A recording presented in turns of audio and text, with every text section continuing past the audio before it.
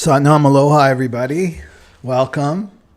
And if you can put your name and where you're logging in from, that would be great.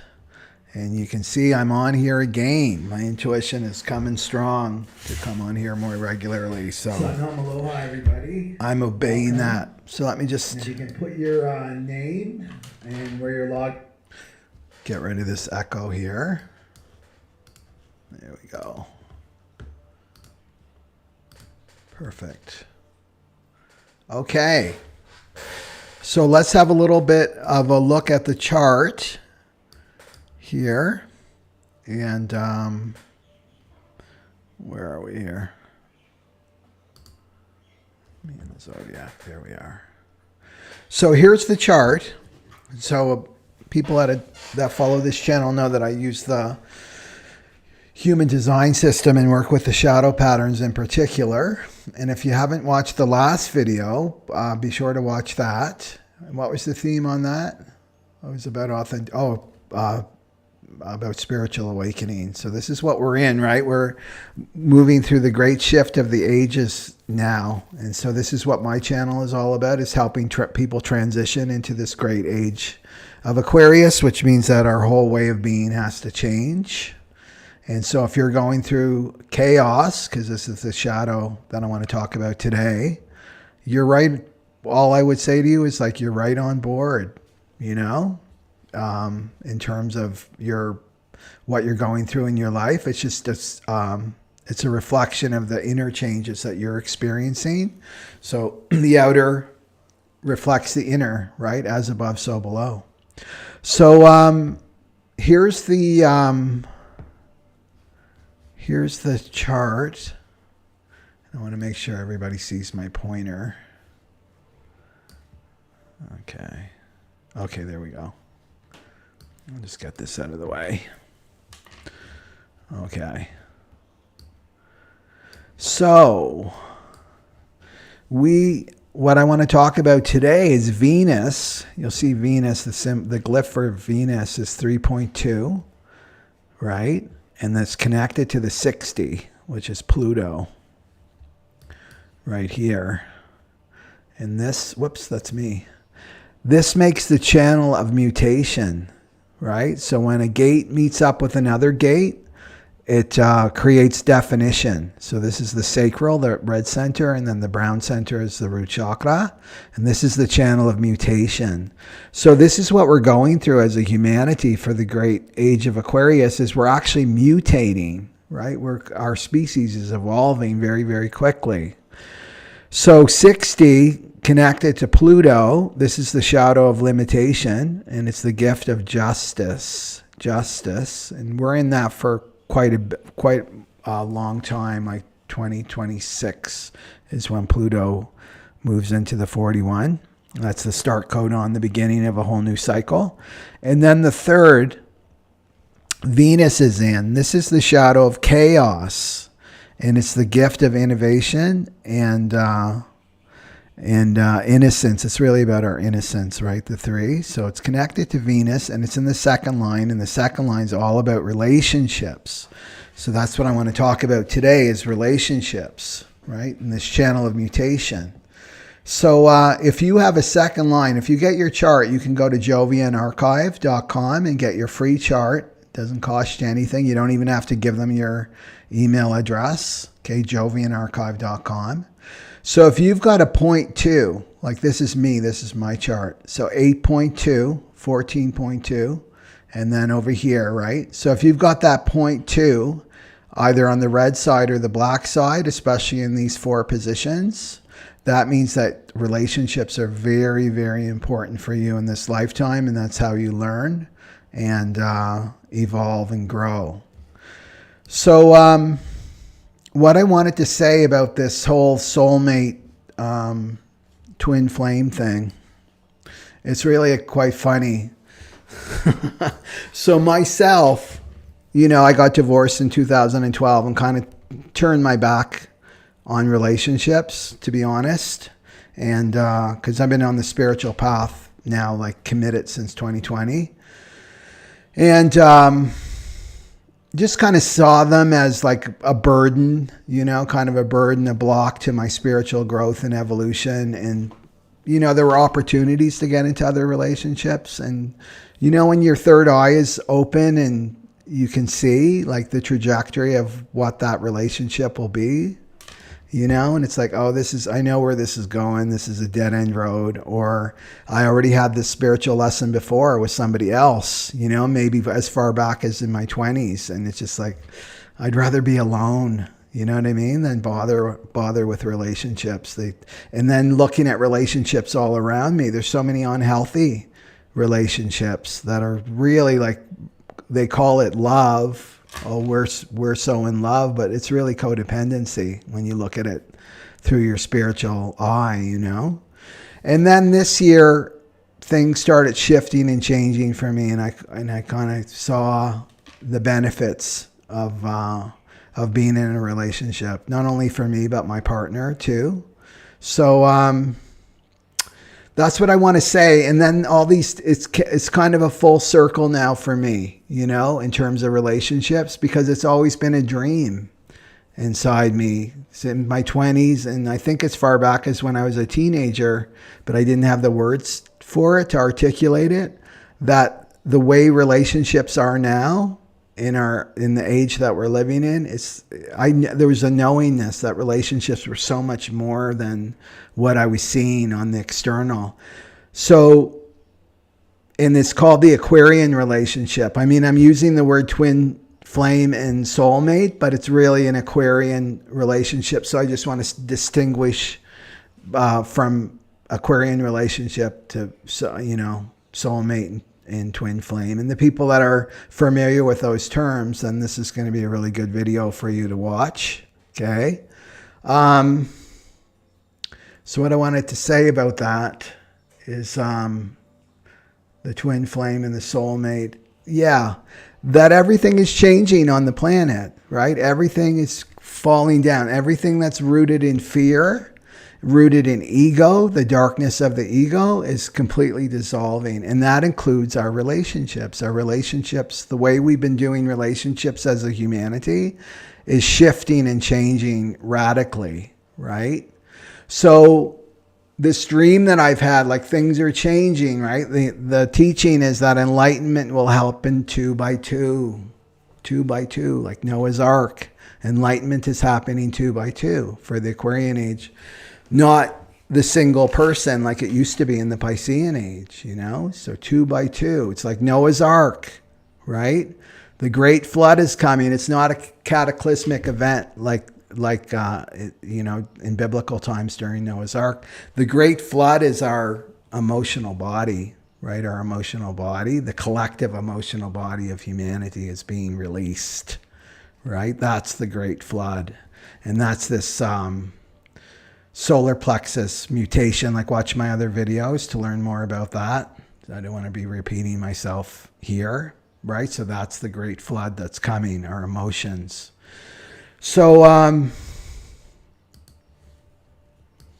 kind of in the moment here, surrendered to the moment. So there's so much that I want to talk about. It was really coming up for me this morning in my writing. It's like, this is like a big, huge topic. So, okay, I know what I wanted to say. So the dream was inside me. And so I've been waiting for this new Aquarian age relationships to start to emerge, and I'm really seeing it. I love the internet because it's such a peek into the collective unconscious of humanity. Like, you can find everything from soup to nuts, like literally in there. And I'm seeing more of this twin flame soulmate energy. Okay, so the ego's version of of twin. I'm laughing because it's like whatever.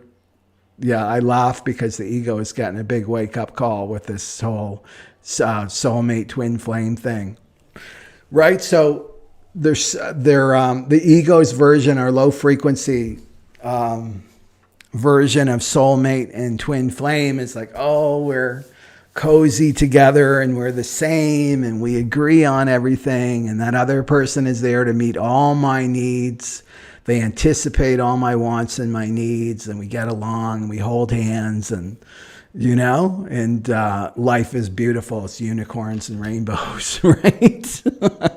What you see on the romantic comedies, right? This is their propaganda. All those love songs and romantic comedies, they're like steeped in codependent propaganda, right? So that's the ego's version of soulmate twin flame, which is basically I get all my needs met without having to change and transform, right? It's like that's the version of the ego. I want change, but I want it on my terms, right? I want complete control. Well, the Aquarian relationships that are coming in, right? Twin flame soulmate is like, no, it's like it's a spiritual awakening. That's what's happening. This is our new spiritual path, is through relationships. And we can't, like, I'm really getting that we can only grow so far on our own. I've identified so much with the scout. It's like I go fastest and I go the fastest on my own, but you can't go the farthest. That's where you need relationships, where we need each other, like in that sense of the word, right? So, so you meet your twin flame and your soulmate, and your life starts to blow apart, right? Everything blows apart because it's a spiritual. It's about a spiritual awakening. That's the purpose of meeting your soulmate and your twin flame. So it's the teaching here is the one soul in two bodies. It's one soul in two bodies. And that's what the soulmate and the twin flame is. The new Aquarian relationship is like, so you can imagine the one soul living in two bodies. It's like, it can sound all romantic and stuff, but it's like anything but romantic. It's about your spiritual awakening. And your spiritual awakening means ego death on both sides, right? Both parties have to go through an ego death to be able to merge. We're coming into all one. Right? Unity consciousness. So it's got to start somewhere. So it's got to start with, we have to be able to merge with at least one person, let's start there. So some kind of signs, and you can write down yourself if you've met your twin flame soulmate Aquarian relationship yet. And if you haven't, it's coming, right? I can tell you it's coming, especially if you're destined to walk that journey, to move through that journey of Aquarian relationship. And this was all decided before you incarnated, that was all decided then. It's like you have a soul contract with certain people that you're going to walk this path together, right? And of course we have free will. That's our power, is to have free will on this planet. And you can refuse, like, I'm not going to do my soul contract in this lifetime. And then somebody else will come in, right? So don't worry that if that person doesn't come through, then I'm doomed. It's like another person will come, right? That you have a contract with. Plan B, plan C. And then the person that reneged on their contract, they'll be back again, right? Until they find that courage and strength to do that journey, right? So the ego death has to happen, and that's the dark night of the soul that I talked about in my other video. That's the dark night of the soul. So kind of signs that you've met them is like the emotions, right? The emotions get really, really, they're intense. The emotions are intense. Some people, it's like you meet and you think, oh, they're interesting. Maybe I'll go on a date or something, and they say no or whatever, or you say no, and you kind of just forget about them, right? And you just go on with your life. Maybe you think about them years later if somebody asks a question about, that person, right? The twin flame and soulmate, you don't forget them. They don't leave, right? You can try everything, cutting cords, burning their name in the burning bowl, right? You can do all kinds of stuff, spiritual stuff, to try to get rid of them, but you can't, right? Because they are you. That's the thing, right? The spiritual awakening is that person is me at the soul level, because one soul in two bodies, you're sharing the same soul. So you can't get rid of them. So it can be like obsessive thinking, right? Like especially if you meditate, you'll watch your mind. So there's obsessive thinking can happen. There's like a compulsion, like a compulsion energy to it. And there's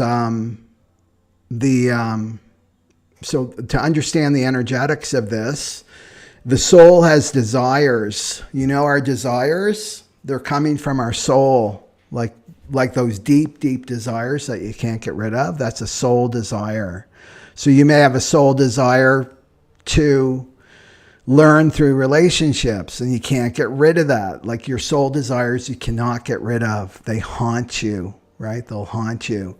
So the soul is either wants to unite with source, to merge with source, go back to source, that uniting, or it wants to run and separate, right? And separate from source. So these are the two desires because we live on this earth plane, right? The plane of duality. So how this can play out with the soulmate twin flame thing. I love this Pepe Le Pew, if you watch Bugs Bunny, right? So one turns into the chaser and one turns into the runner, right? And what they're doing, these two people, right, that are, you know, one soul and two bodies, they're expressing the soul's desire, right? So so one's the runner, right? You can see the cat, remember, in Pepe Le Pew, and Pepe Le Pew is the chaser, right? So one's running and one's chasing. And the one that's running is running away from source, right? And this is not like, oh, the runner's bad and the chaser's good. Don't go there, right? I'm just describing the energetics. And then the chaser is running after the runner, right? So in terms of yin and yang, it's the chaser that's the yin. So remember my last video I talked about, this has nothing to do with sex and male biology, female biology. This is energy, right? So some men are more yin, like I identify more as a yin male, even though we have both, right? I feel like I'm more yin. And then there can be yang women, right? And doesn't mean they look masculine. Their energy is more yang. So yin people are more how they operate naturally is through their intuition, through their heart. They're more in touch with their heart. They're more in touch with their emotions and their feelings, right? The runner or the male polarity, that male energy is more identified with their logic and their reason, right? Their mind, they're practical, right? So they're less in touch with their emotions and their heart. So again, one's not better than the other, but we're coming together so that we can balance each other, right? It's all about balance. So the runner and the chaser. So how you look at this here, right? Because it's a spiritual awakening. So you're seeing yourself. If you're the chaser, right, you're going to see yourself in the runner. And the runner is going to see themselves in the chaser. It's all one, right? The other person is you. But one person is playing that role, right? Is expressing that part of you. The new Aquarian relationships is not my problem, your problem. Because the chaser can say, if that runner just stopped running and came back, we could do this work together, right? We could spiritually evolve together. You can't go into that space. Or if the runner's like, why doesn't that chaser get lost, right? Like they're haunting me, right? Why don't they leave me, right? Why are they chasing me? They're the problem. You see, when you're pointing fingers. So there's no your problem, my problem. There's our problem. So the expression, right? It's the relationship. There's me, you, the runner, chaser. Then there's the entity called the relationship. So it's expressing something in the relationship, right? So to look at that, like, okay, the chaser is saying, okay, well, there's a runner, so that they're resisting, merging. So what is that? Where am I resisting, right? It means that I'm resisting somewhere, else I wouldn't see it. It wouldn't be happening like that. And then the runner's got to look at the chaser and say, okay, what's going on with me, right? Why am I resisting this merger, right? Am I seeing myself in the chaser? Because we project on one another. So the runner can project on the chaser. Well, they're needy. They're smothering me, right? They're taking away my freedom. They're doing this, they're doing that, right? And it's like, to go inside and like look at like where you're needy, where you're denying your own needs for intimacy and for closeness and for bonding, right? Do you see? So you use each other as a mirror, but you bring it back to the self. So if you're single, right, you don't necessarily have to, like, I'm not in a relationship, but I can use this energy in myself, right, with the runner and the chaser. There's a part of my soul that wants to keep running, wants to keep having this human experience of separation. But then there's another part of me that wants to merge, right, completely with God. So this is what we're working on, right? Because we're coming into unity consciousness. So this is a very powerful spiritual path, right, to be on, of relationships. And the thing with the low frequency, right, back to the low frequency version of soulmate and twin flame is, you think of that, well, that person's there just to meet all my needs. You think like, what are they really expressing? And it's like to get back into the womb, right? That's what it's really about, back into the comfy womb. But we're being called to like evolve, right? Raise in frequency our relationships, right? So that ego has to go. So this is what's creating a lot of pain, right? In this runner chaser dynamic, right?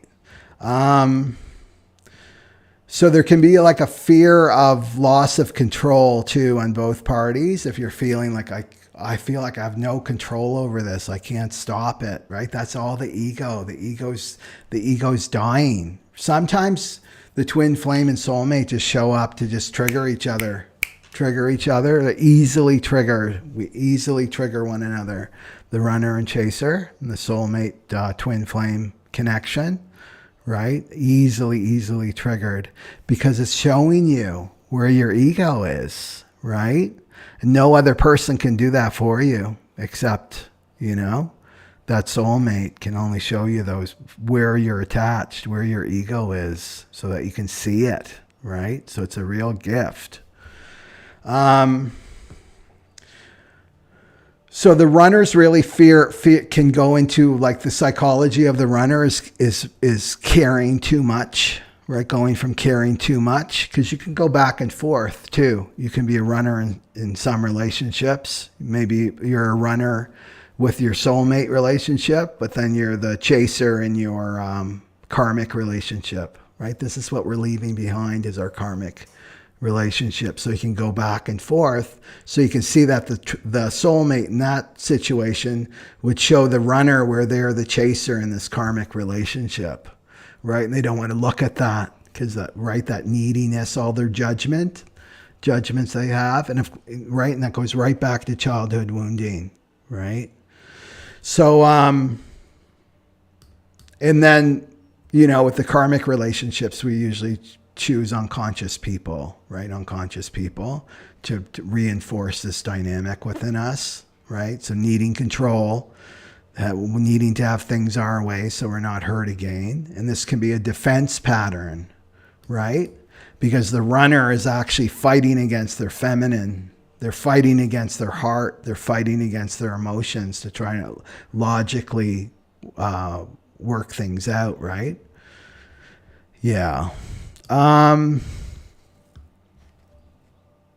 then the chaser, just the psychology of the chaser. If you think you're more of a chaser, is if you're compelled to chase someone else, it means you haven't healed a past loss, that you lost something in your past. And you haven't really healed from that. And you keep trying to fulfill these needs, right? These needs from the past, which can go right back to your childhood. Usually they do. And you're trying to fulfill them in the present moment.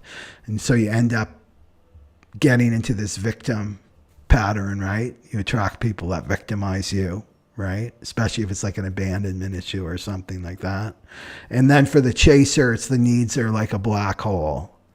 You're not spending enough time with me. You're not doing enough. Like it's never enough, right? Because you have to fulfill those needs yourself. So it can make you cling, right? That third, back to the chart, right? Whoops, that's me.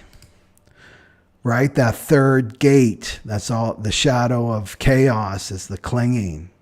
So you can see what these twin flame soulmate relationships, and they can be very brief. Like you can only know this person a week, 2 weeks, maybe a month. My research is like it's usually a month to a month and a half. There's a connection, and then the runner-chaser dynamic starts. And really the runner and chaser, you can find that in any relationship. Right? It's just because it's representing the soul's desire to separate or to merge. Right? So difficulty at the beginning, the third, right? That third shadow, and chaos. It creates chaos, but that means something new is being born, right? Through these relationships. So what I love is this picture. I've been using the Zen Osho tarot deck. This is the Two of Cups, right? It's Two of Water, Two of Cups in the tarot. That's the soulmate connection. And I love this picture, right? And it's friendliness. They call it friendliness in the Osho Zen deck. And so this is the Aquarian relationship. You see that these two are separate, self-sovereign, right? Whole unto themselves. They don't need that other person to be with to them to fulfill their needs. There's no need in hooky energy, right? They're self-sovereign and whole unto themselves, but then they're sharing, right? Like the branches are like this is a metaphor for me for sharing your life together, right? Sharing your life together, but in a healthy way, that you're still separate in that sense of the word. It's the one soul in the two bodies. And recognize the other person as you, right? You're going to be totally learning that through your experience in your relationships. What else did I want to say? Oh, the other thing with the runner too, the runner inside us and the runner that we can see on the external world, because it's a spiritual awakening, right? It's that person has come in to like, I'm you, wake up, time to wake up. Have you ever had that in a dream? I'm a lucid dreamer. That's another thing, you start dreaming about your soulmate too a lot. I'm a lucid dreamer, and sometimes you get visited, and you know that this isn't coming from my subconscious mind. I'm being visited by something, right? And it's like, that's what the soulmate is coming in. It's like, hey, I'm here. Wake up. Wakey, wakey. It's time to wake up from the dream. You've had your fun for lifetimes and lifetimes and lifetimes, but now it's time to come into truth. Now it's time to be liberated, right? So for the runner who's expressing the resistance, that can be a scary thing. I want to stay in the dream. I want to stay unconscious. I want to stay asleep. And it brings up ancient fears, right? We all have them, right? Especially when we're at this point in our spiritual journey, right? We all have those fears. And the fear is, the old way doing the spiritual journey was like you would leave your family. You'd leave your community. You'd become a renunciate. Right? I'm completely renouncing the material world. I'm leaving my husband or my wife. I'm leaving my children to go off for the spiritual journey. And it can, in past lives, that would have been felt very isolating in a lot of ways. It's like giving up your humanity. But now, in this time that we're in, we're to become householders. We don't renunciate the world. We don't renounce the world. Right? We're in the world, but not of the world. We're in the world, but not of the world. Right? So this is the new path. So it's like, and it can bring up past life memory of religious persecution and humiliation and all that stuff. It can bring up a lot of fear. And I find that with people on this, when they start to come into the spiritual journey, that's one of their biggest attachments is their family, right? And leaving that way of life. But what I'm telling you now in the Aquarian age is like, no, we can't do that anymore. And it didn't work. Like, clearly it didn't work, you know, to have the spiritual people isolated up in the mountain chanting and praying, right? It's not working. We got to be the living embodiment of spirituality. So there's that. I wrote a few notes down, but I think I covered everything. Yeah. And also your emotions are going to show you right now.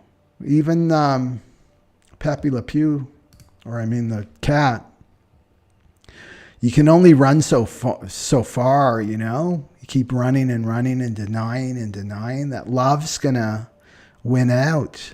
Underneath this runner chaser is like mountains and mountains of love, divine love that's there to access, right? But it's about letting this ego go, letting your attachments go, right? And it can be draining. It can be exhausting. It can make you depressed, right? And exhausted and deal with mental anxiety and have insomnia trying to like hold down that love, right? That divine love that's trying to reach you, you know? So if you're find that you're more of a runner, like running and avoiding relationships and intimacy, is like, stop, right? The only thing that you're afraid of is that love, right? That's the real fear, is that love. That's the ego doesn't want you tapped into that. Loving yourself and loving other people, you know?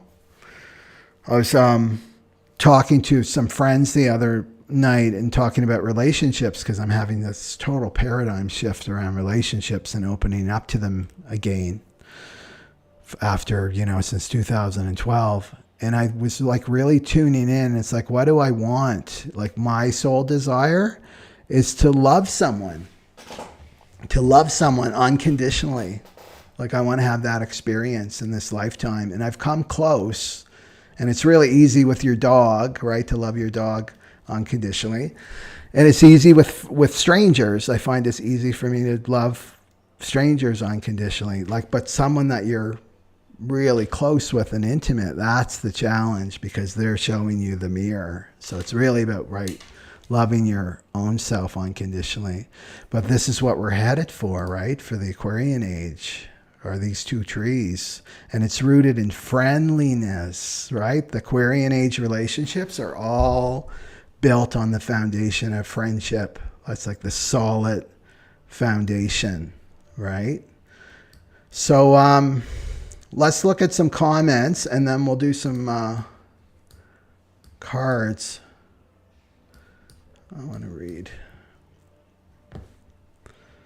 Anyway, I feel like I'm going to talk more about this. It's there's so much to share, you know.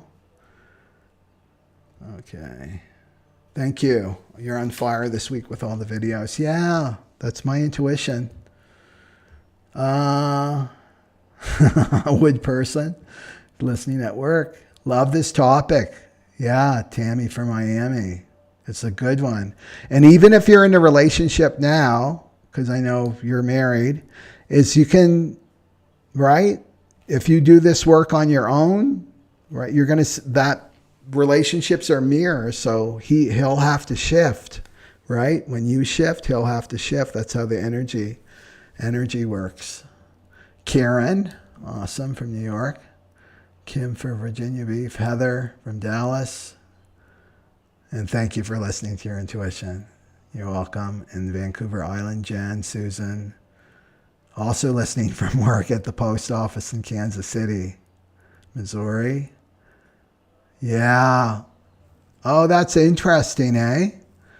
Karen says Neptune and Libra generation. And the Pluto and Libra generations too are here to really change that paradigm of what relationships are.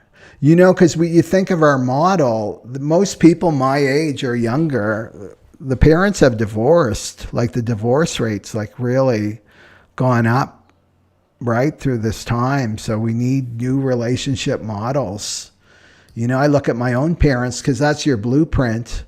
you'll repeat those relationship patterns based on what your parents had. My parents were totally codependent, those two, you know? Now that I see that, even with my own brother too, he's in a codependent relationship.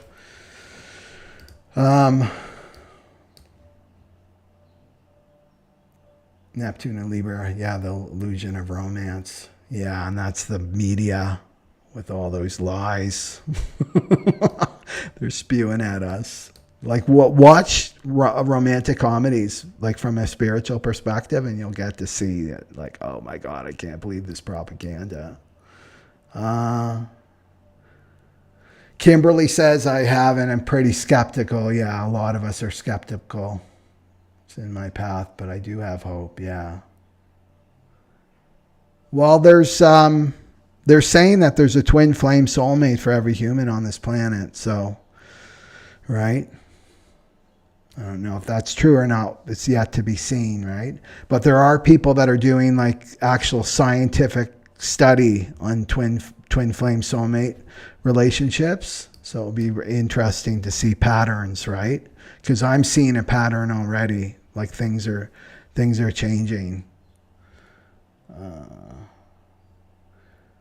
So Catkiss 108 says, I think I'm going through it now. After years alone, you can only go so far alone. That's true. I know the ego doesn't like to hear that. Because in some ways it's easier, right? I've been alone for like living, not alone, never alone. God's always with me.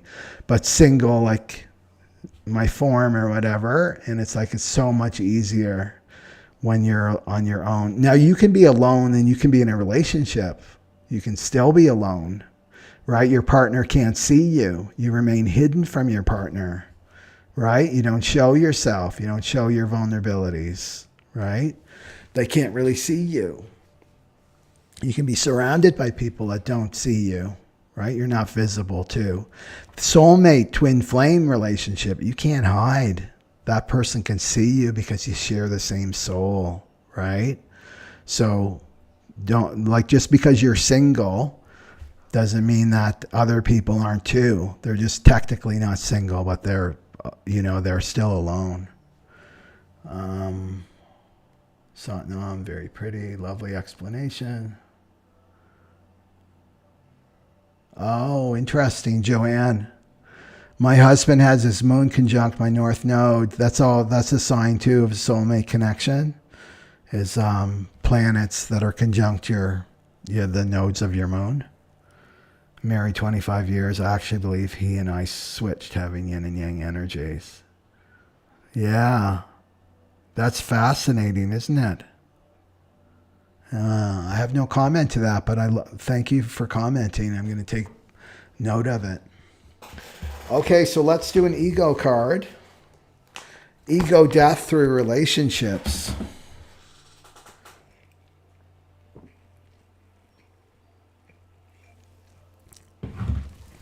Okay.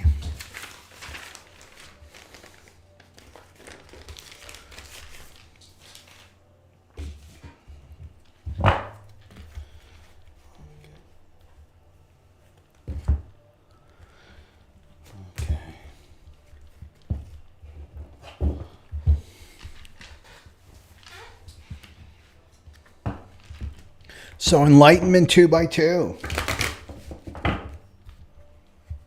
Relationships. What a little trick on the ego that is.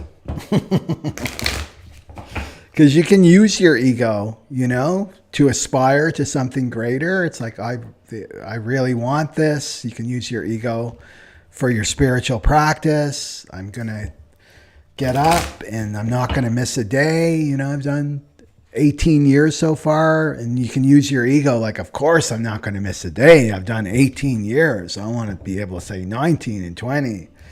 But what the ego doesn't realize is that it has to go. Eventually it has to go, right? It has to dissolve. So it's like the ego can say, I want a soulmate, right? And then it's a whole version. And then it's like, uh-oh, I didn't think it would be this, right? This total chaos in my life where I have to face myself. I have to confront myself, all my wounds, all the parts of me I've been neglecting for years and years. Okay. So what's the ego telling the people that are listening and that will listen in the future? What's the ego telling people that are listening now? Listen to the future. What's the ego telling? Okay, this one. Speaking of Neptune and Libra, it's the sacrifice card.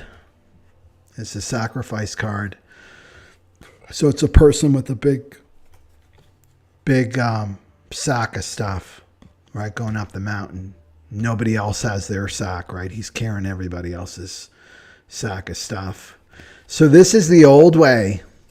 This is the propaganda right here, right?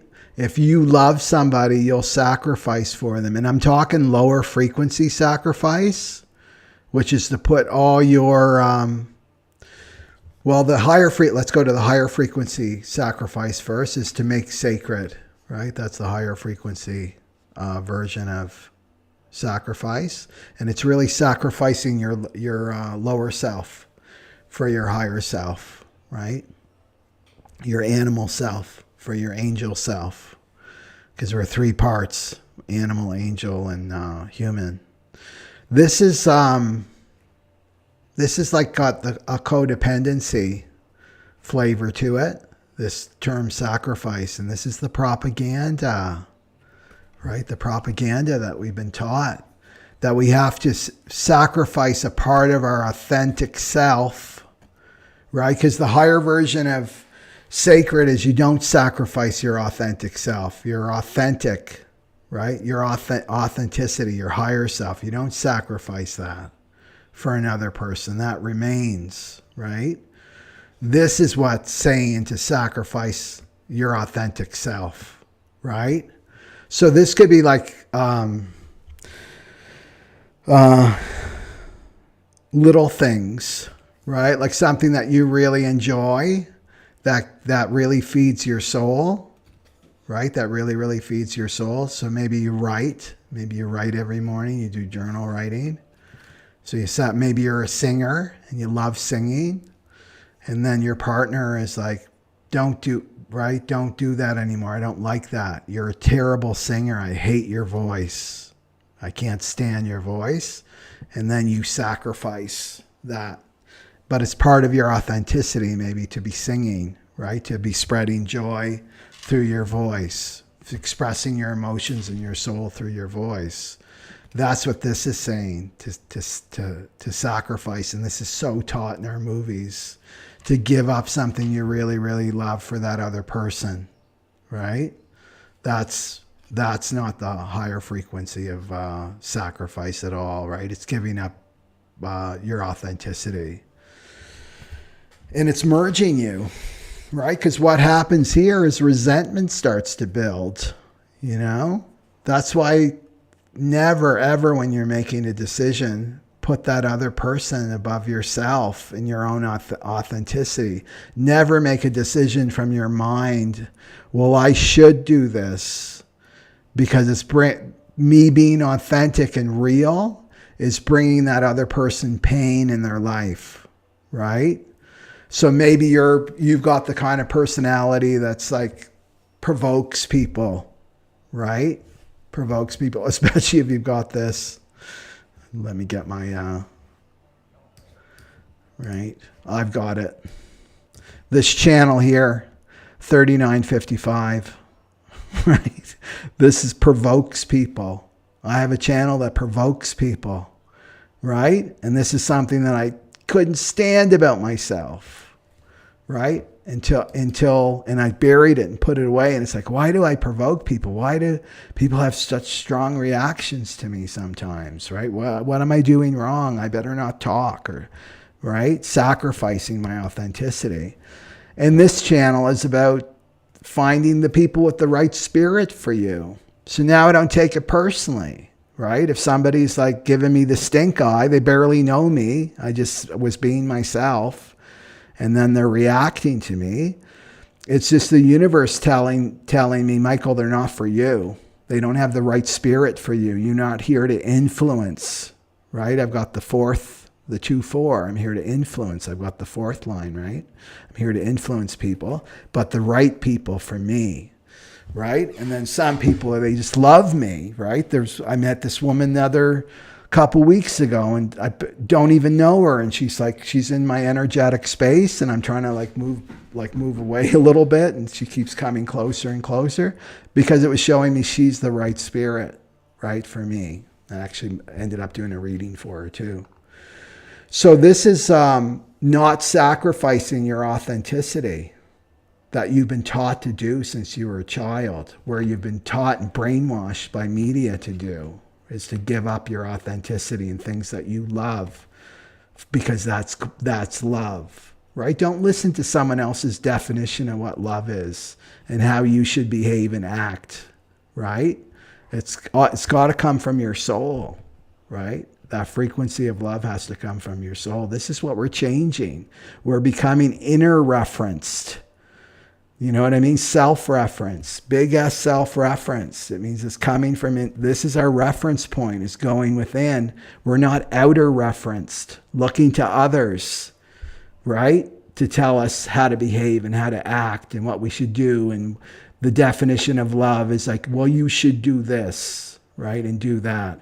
And back to the person who, right? Maybe they're kind of, I want to say unique, like that's the higher frequency. Like they're different, right? Right? We're embracing our uniqueness, which it can seem very different to the ego. If you're projecting that, well, I can't behave that way, or I can't say that, or I can't make a decision because it's going to hurt someone else, that's this. And what you're doing is you're just projecting your own wounding onto that other person. It's a total projection. It's about you, right? Not dealing with that pain of being rejected when you were a child. It all goes back to childhood, all this stuff, right? So you got to watch this idea of what does sacrifice mean to you? Where am I sacrificing in my life for my relationship? Where am I behaving or saying things, censoring myself, right? So that I'm loved. This is all this is. This is a hidden agenda to get love. And it's not real love anyway, because it's all conditional love. You have to behave this way or not behave this way or say this or dress this way, and then I'll love you. That's not love. That's totally got big ropes attached to it, right? So you want to watch this sacrifice, especially if you're a parent too, right? People telling you what a mother should be, right? Or how she should behave with her children. If you were a good mother, you would, you know?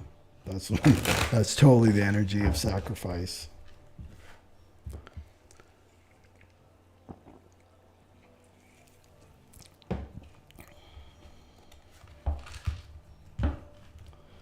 You know, and your children just want you to be yourself. That's all the child wants, is for you to be yourself, your authentic self. What a trip to lay on a child, right? I did this for you. You know, those mothers, I sacrificed so much for you. I gave up this for you. And it's like, no, you didn't. You did this for yourself, right? Don't lay that trip on your children if you're a mother doing that. Because it's a guilt trip, right? Because there's a hook. I did this for you, so now you have to do this for me, right? These are like the dirty little areas we got to clean up, right, with shadow work. Okay. That's what I love saying to people that, you know, your parent wants you to have children. When are we going to get a grandchild? And it's like, well, if you want a child, why don't you have a child? Right? If that's what you really want. Don't lay this on your children. Your wants and needs, right? Okay. Let's see what the gift is here.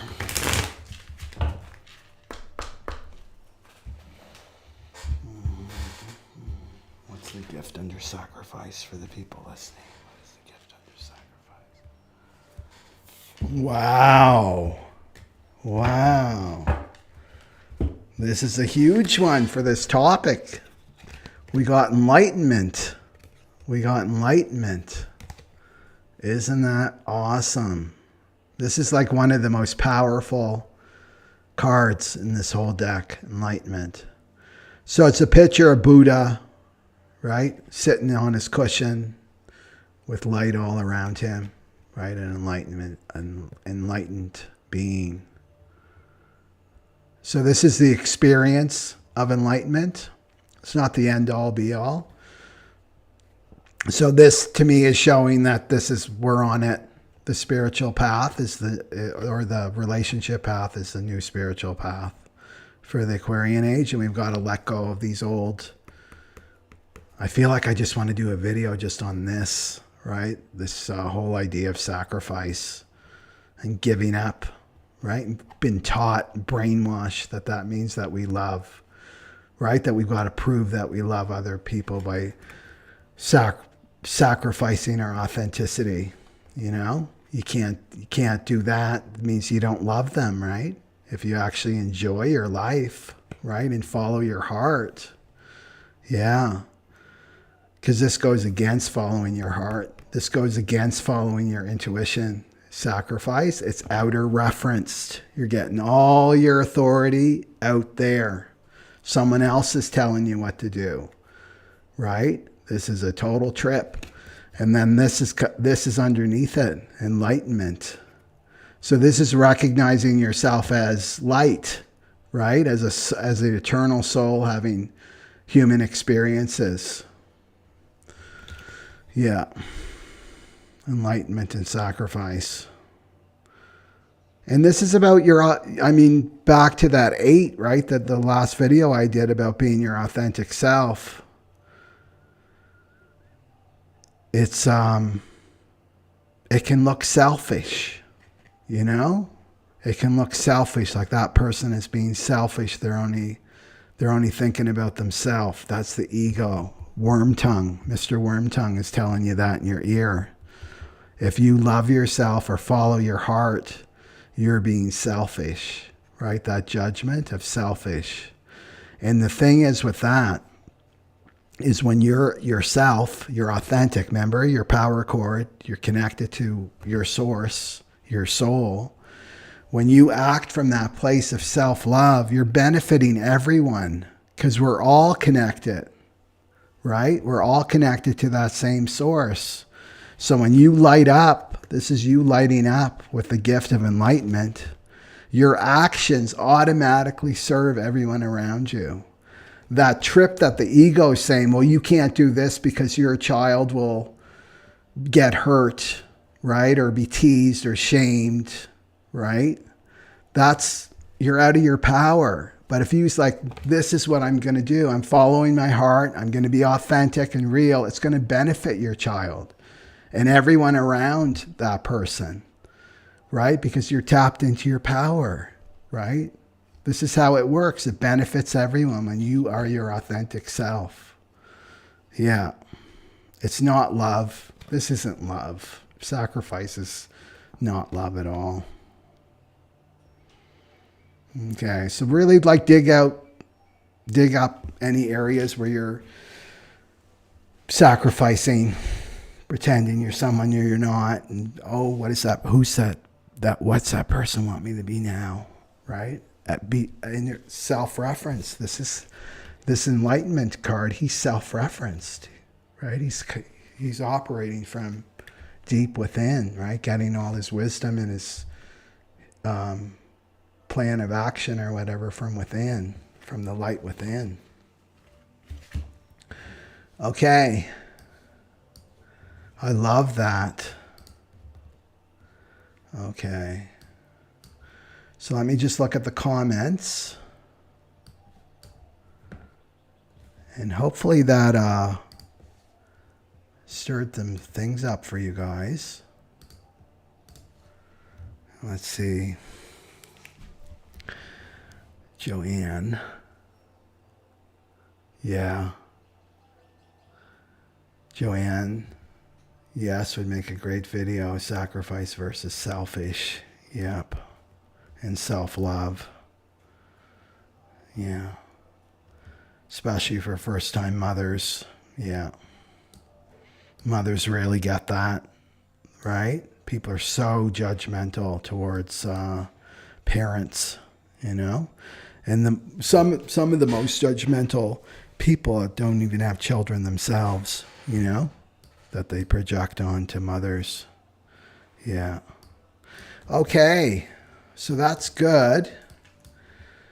I feel like I was a bit all over the place with this because there's so much energy. Like before I got on the live stream, I usually feel a little something, but this time it was like, oh, this is big. I can feel a lot of energy moving through me. So, yeah, it's something I want to explore more because there's so many people getting on this relationship journey this year. I'm really, really seeing it more and more. So it's like, I love looking at future trends. Like my SQ is in the 17, and that's the gift of farsightedness. I'm able to recognize patterns that are coming in the future, and the relationship stuff's really coming fast. So it's good to know kind of the signs, right? The signs, so that you know that, oh, I'm in a spiritual awakening. This is not about me going crazy and insane. It's about me having a spiritual awakening. And it can feel like that sometimes when the soul starts to activate. The mind goes crazy because it's trying to deal with the energy and understand the energy. And remember, the mind can't understand the soul. It's not equipped to understand the soul's journey, right? So it's just a sign. So the one thing I want to leave people with too, if you're dealing with this kind of anxiety and your mind is like going crazy, there's no need to take action. There's no need to be running. There's no need to be chasing. It's just to bring it back inside and be present. So if your mind's spinning, it's just showing you that you're not present. You're not here. The mind's hijacked you, right? You're not here. You're not present. So as soon as you bring your awareness back to the present moment, which means feeling your heart, right? Feeling your heart, like dropping your awareness into your heart. Like, what am I feeling right now? Bringing your awareness to your body. I'm feeling my feet on the ground. I'm feeling my sitting bones in the chair or whatever. I'm breathing long and deep. Then all the mind will slow down, right? That's all. So use it as a sign. I'm not in the present moment. I'm not in the present moment. Yeah. Susan says it's a big conversation. Yeah. And it's going to continue. Thanks for going there. Yeah. Okay, everybody. Thank you for joining in the live, and we'll see what my intuition says for the next one. Okay? So take good care. Sat Nam Aloha.